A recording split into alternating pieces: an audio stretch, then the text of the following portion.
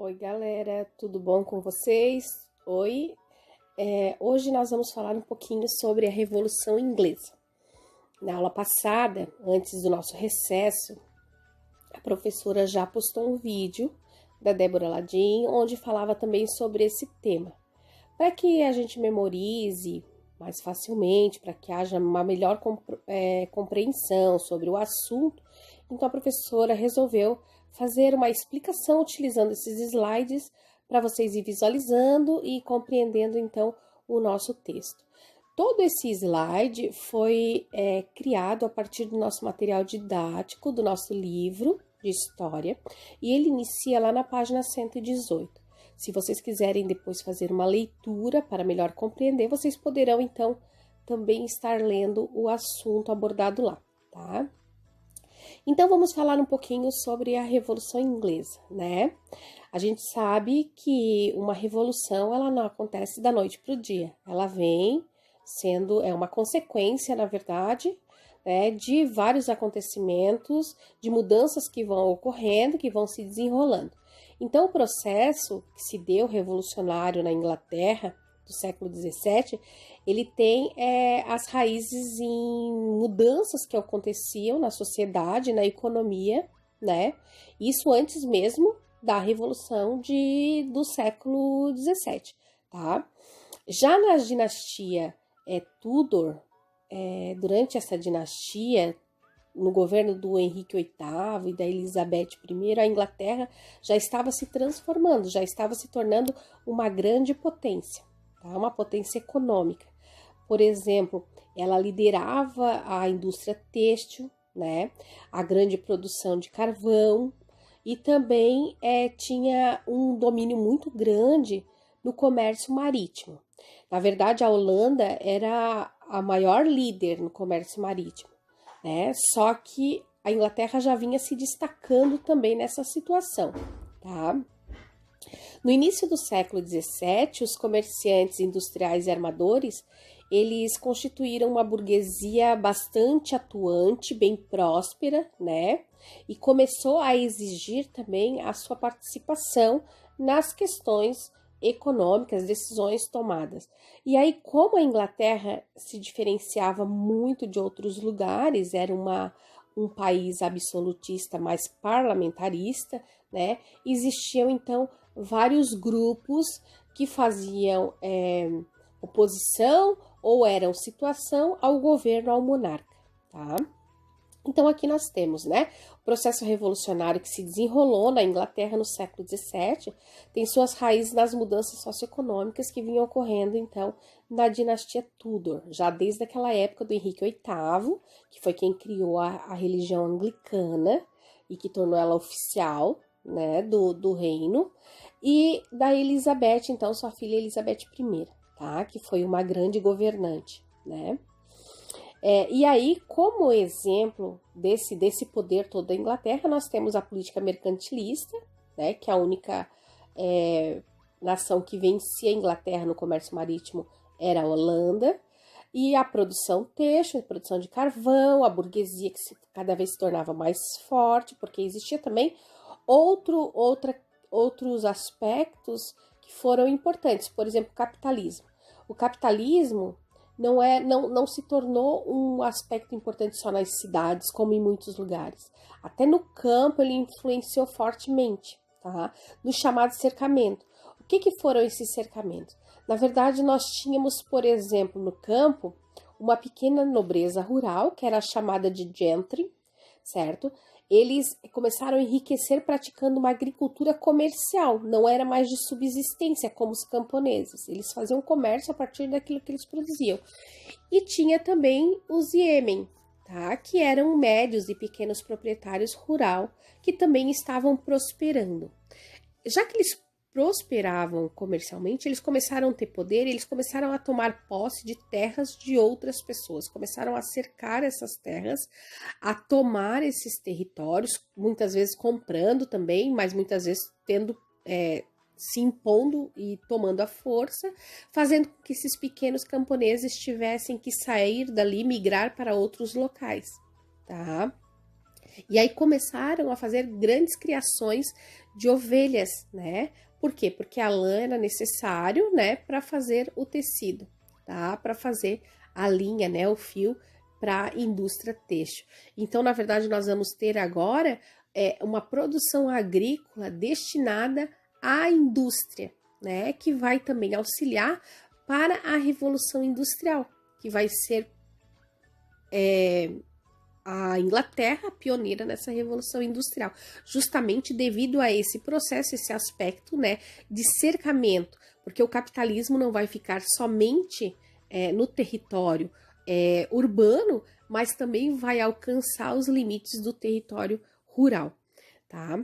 As cidades inglesas, né, elas vão se tornando cada vez maiores. Ali nós vamos ter a diferença e vamos ver uma sociedade dividida entre a rica burguesia, certo? Mercadora, mercantil e manufatureira, e os trabalhadores urbanos e desempregados, que eram aquelas pessoas que vieram do campo, que ficaram sem propriedade, que foram desapropriados e que começaram então a caminhar em torno, né, dessas cidades, ficar ao redor sem ter o que fazer. E aí nós vamos ver lá na Revolução Industrial que até uma das leis que vão ser criadas é a lei dos vadios, né? Que vai ser justamente porque era proibido não fazer nada, ficar desempregado. Então eles vão ter que trabalhar quase que de graça para esse processo de Revolução Industrial, mas que nós vamos ver logo em seguida, tá? Então, né, nós vamos ver todo esse processo fazendo com que auxilie, que dê força a determinados grupos, como a burguesia e esses camponeses também, que vinham crescendo e se tornando grandes mercadores, certo?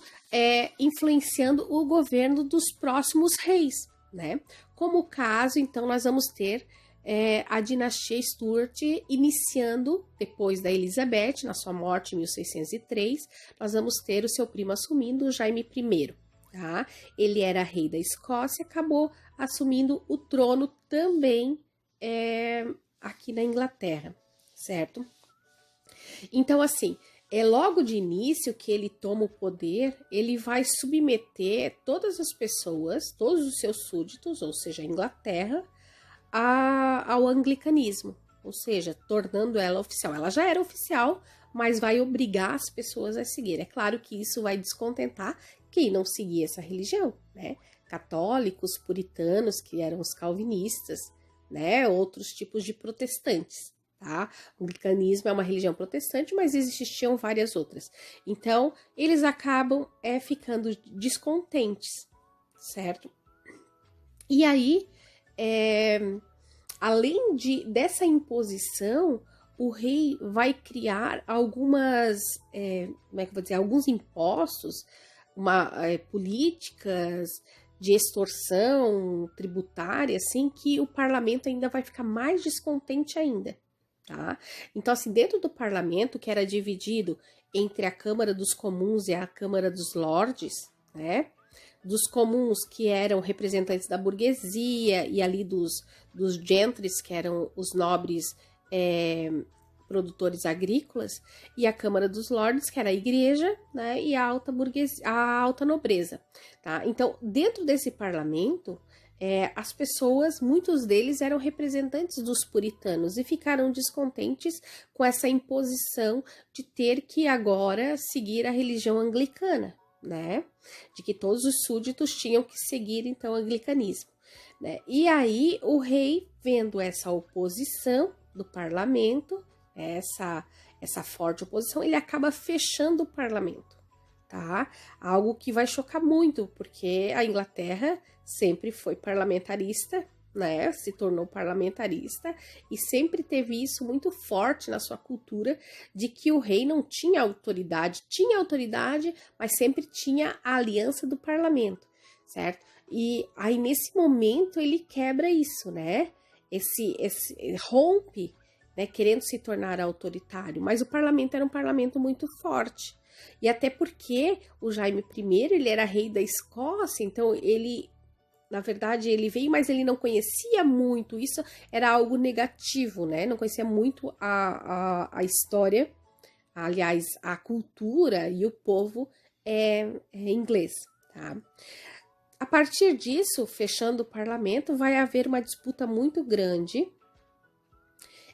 entre a monarquia, entre o rei, né, e o parlamento, tá? E essa disputa violenta, né, porque nós vamos ver até pessoas puritanos sendo perseguidos, sendo mortos, né, ao mesmo tempo eles também saqueando, queimando, fazendo motins, né, claro que tudo secretamente, vai continuar essas violências no governo também do seu filho, tá? O Carlos I, que vai governar a Inglaterra de 1625 a 1649. Então, no governo do Carlos I, certo?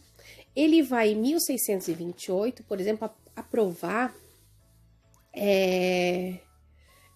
aliás, o parlamento vai conseguir aprovar, né, a petição dos direitos. O que é a petição dos direitos?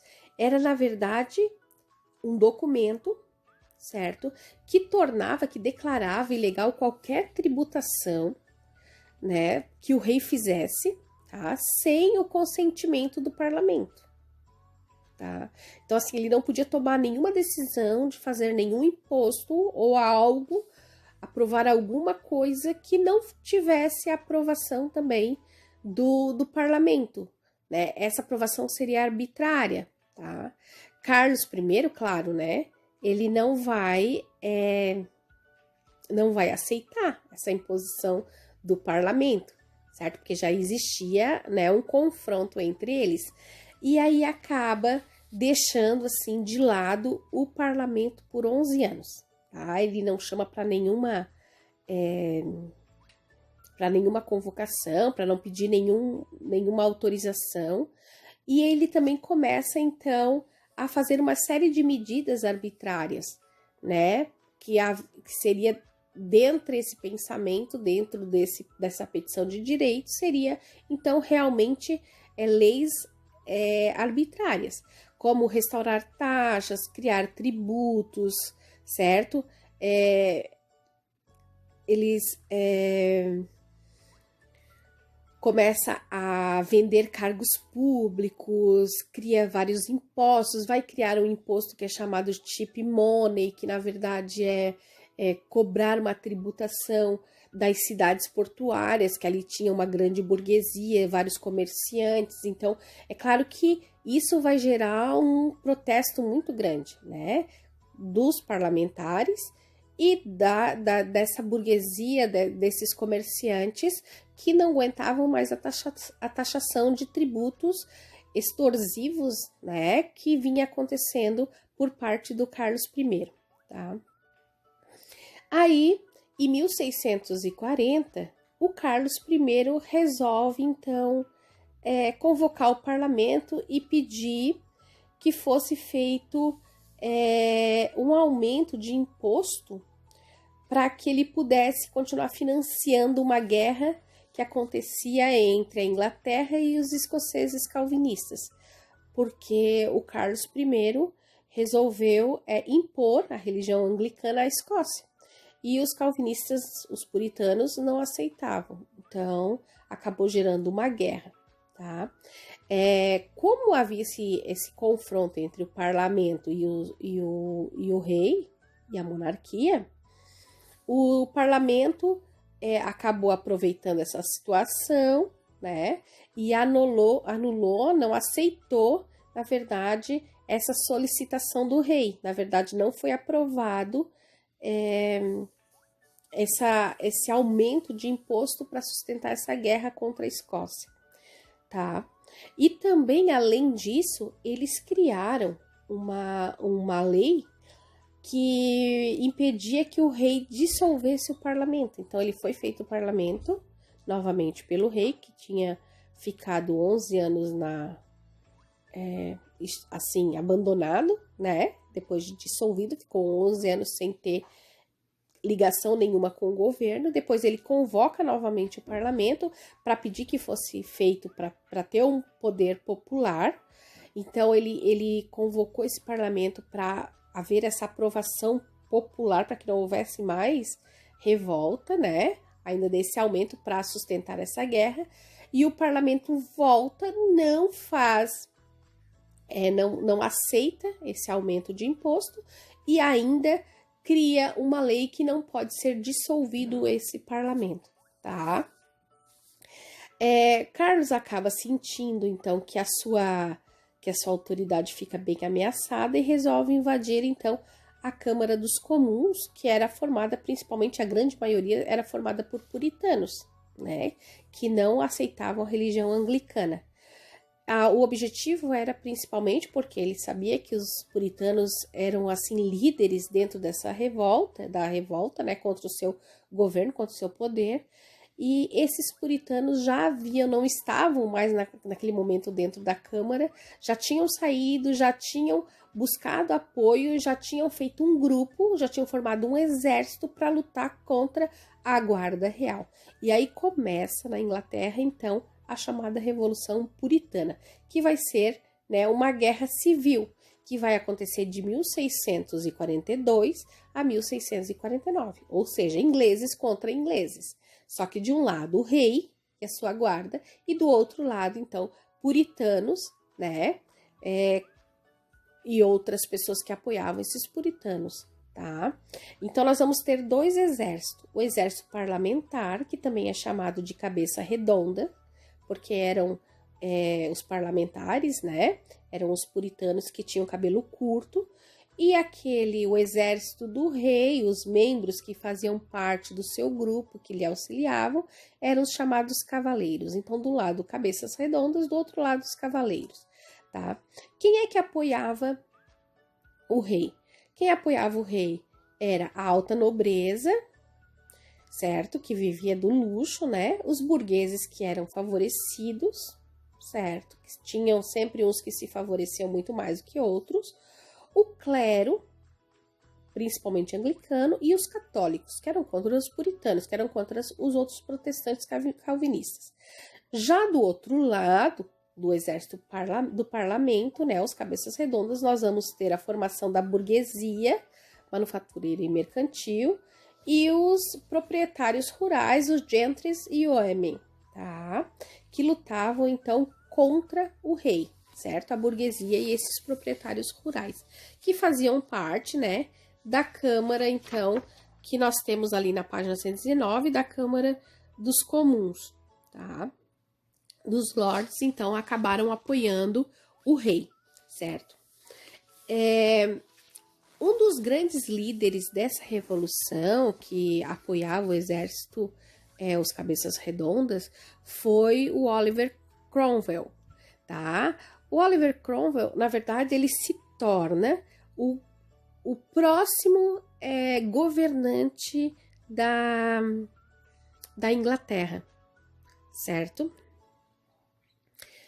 O próximo governante da Inglaterra. Então, assim, ele vai remodelar o exército, esse exército que vai fazer parte dos cabeças redondas, né? Porque antes o exército na Inglaterra era, muitas vezes, eles vinham de nascimento, de acordo com a família que pertencia, eles se tornavam cavaleiros, se tornavam parte do exército. Ele vai, na verdade, mudar um pouco isso, ele vai ver mais a eficiência militar, o merecimento da pessoa de fazer parte, então ela tinha que ter força. Muitos puritanos, por exemplo, cabeças redondas, calvinistas, acreditavam que tinham sido eleitos por Deus para combater, né, o rei e o seu exército ao lado do Oliver Cromwell, justamente, né, um chamado assim para fazer com que a sua religião predominasse ainda na Inglaterra, tá? Então, o Oliver, ele vai ser um líder muito forte, certo? Porque ele vai remodelar o exército e vai acabar se tornando muito forte. Essa tropa dos cabeças redondas acaba vencendo o exército dos cavaleiros, que é o exército do rei, numa das batalhas de Naseby, tá? Em 1645. A partir daí, essa Câmara dos Lords, que era a parte do parlamento que era a favor do rei, acaba sendo abolida e a República vai ser proclamada. Então, nesse momento, a Inglaterra deixa de ser uma monarquia e passa a ser uma república. E quem vai governar essa república vai ser o Cromwell, certo? O Carlos I, o rei Carlos I, ele acaba sendo julgado e vai julgado pelo crime de traição pelo parlamento e vai ser condenado à morte. Em 1649 ele é decapitado, tá? Então porque ele não aceita, né? Ele diz que o poder dele recebido é um poder divino, então ele não aceita sair do poder e acaba sendo decapitado então. O Cromwell no seu governo, ele durante a república, né, quando a Inglaterra se torna uma república, ele vai se tornar um grande líder autoritário, mas ao mesmo tempo ele vai impulsionar a industrialização e o crescimento econômico, político e econômico da Inglaterra, certo? Ele vai, por exemplo, publicar o Ato de Navegação, que uma das principais normas, regras, lei desse ato vai ser que qualquer mercadoria que entrasse na Inglaterra só poderia vir através das frotas mercantis inglesas.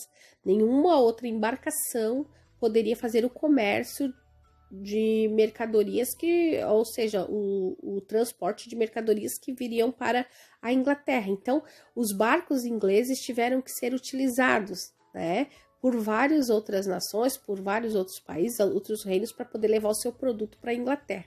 Isso fez com que a frota marítima da Inglaterra se tornasse mais forte e poderosa que a Holanda. Ameaçou muito. Tanto ameaçou que esses dois países travaram uma guerra de 1651 a 1654, aonde a Inglaterra acaba vencendo, tá? E aí, então, a Inglaterra se torna a maior frota naval, certo? Aproveitando-se desse fato, dessa guerra de ter vencido e como popularmente ele estava muito bem, ele acabou tornando o seu cargo na Inglaterra, o Oliver Cromwell, vitalício e hereditário, tá? Impondo seu poder à nação, e aí ele recebe um título de Lorde Protetor da Inglaterra, da Escócia e da Irlanda, ou seja, do Reino Unido, tá? Que era composto desses três territórios. Depois de 5 anos que ele faz isso, que ele se torna Lorde Protetor da Inglaterra, ele falece.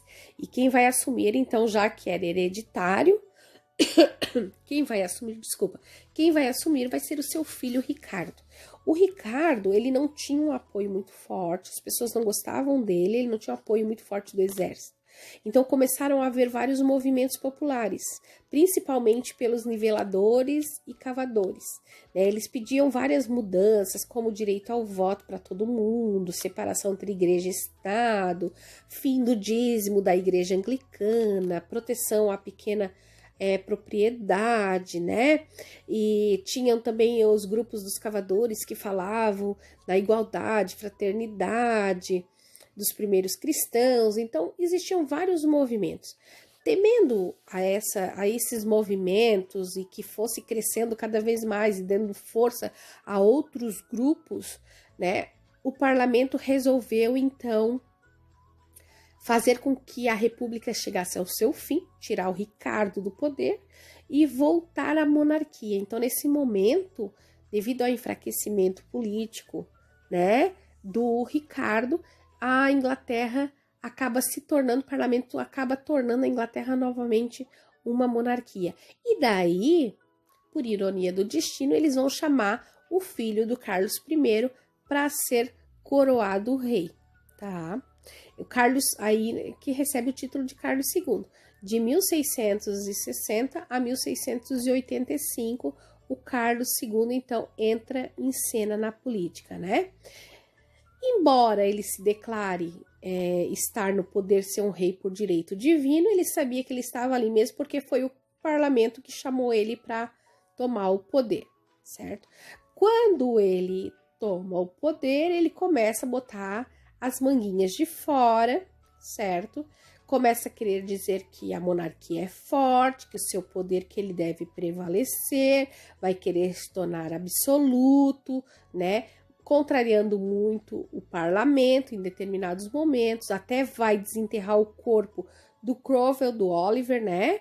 E vai decepar a cabeça publicamente, porque foi um revolucionário, né, republicano e tal, e também deixou escapar assim que ele era muito favorável ao catolicismo, o que também enfraquecia e aumentava, enfraquecia o seu poder e aumentava o descontentamento do parlamento, que muitos eram puritanos, eram calvinistas, né, protestantes, tá? Mas quem assume depois dele vai ser o seu irmão, mas ele mantém o seu governo assim, né? Nesse tranco e barranco entre o parlamento e a monarquia. Depois dele, nós vamos ter, então, o Jaime II, que vai sucedê-lo. O Jaime, ele vai ser mais decidido e vai tentar realmente impor ao parlamento, impor à Inglaterra, aos ingleses, a religião católica. Aí, então, ele vai mexer, né, no ninho de formigueiro ali contra o parlamento, os puritanos que se descontentaram com essa situação, porque a religião sempre esteve muito ligada ao poder político, né, ao poder econômico até hoje, né? Mas, então, não vem ao caso, falando daquela época, né, esse poder, né, essa liberdade de culto, né, interferia muito nas decisões políticas. E quando ele, então, quis impor a todos os ingleses a religião católica, ele acabou descontentando metade do parlamento, que eram realmente os puritanos. Para que ele pudesse fazer isso, ele acabou travando uma aliança com o maior monarca absolutista da Europa, que na época era o Luís XIV da França, tá? Então, quando ele faz isso, essa aliança, e ele impõe o catolicismo, o que acontece? O parlamento vai reagir a isso, tá? E vai destronar o rei, ou seja, vai tirar o rei do trono, certo? E aí ele não reage, o Jaime I, ele acaba deixando sem resistir, certo? Com medo, né? Vendo vários sendo decapitados, sendo mortos e tudo mais. Então ele acaba não resistindo, ele se retira e o parlamento vai convidar o Guilherme de Orange, que era casado com a filha do Jaime, certo? Que era o príncipe holandês, vai convidá-lo para assumir o trono da Inglaterra, tá? E aí, a partir desse momento, ele vai ser declarado rei e assim se denomina ter ocorrido sem nenhum derramamento de sangue, né? A Revolução Gloriosa que acontece em 1688, tá? Então, nós vamos ter aí a Revolução Gloriosa, que na verdade foi uma revolução quando se tirou o rei do poder e colocou um outro, né? Sem, na verdade, ter havido nenhuma violência, né? Porque ele acabou aceitando, certo? A sua saída. E aí nós vamos ter, então, a entrada de um outro governante, né, que acaba se submetendo, né, ao parlamento, tá? Porque ele vai ter que assinar, né, aonde ele vai somente ficar no poder, esse soberano, quando ele acaba jurando obediência à Declaração de Direitos da Inglaterra, que está até hoje, ou seja, né, limitando o poder do rei e dando também, conferindo também autoridade e garantia ao parlamento, né, direitos civis, liberdade individual do cidadão inglês, de poder também ter a sua opção de culto, por exemplo, né, ou pensamento político e econômico, tá? Então, essa Revolução Gloriosa vai definir a monarquia parlamentarista que está até hoje, né, vigente, então, na Inglaterra, certo? O nosso assunto de hoje era isso, quase meia hora, né, de vídeo. Ai, vocês vão ficar louquinho, mas beleza. Qualquer dúvida, eu estou à disposição. E agora no Classroom vocês poderão seguir, então, as atividades propostas. Beijinho, espero que vocês tenham compreendido e até mais.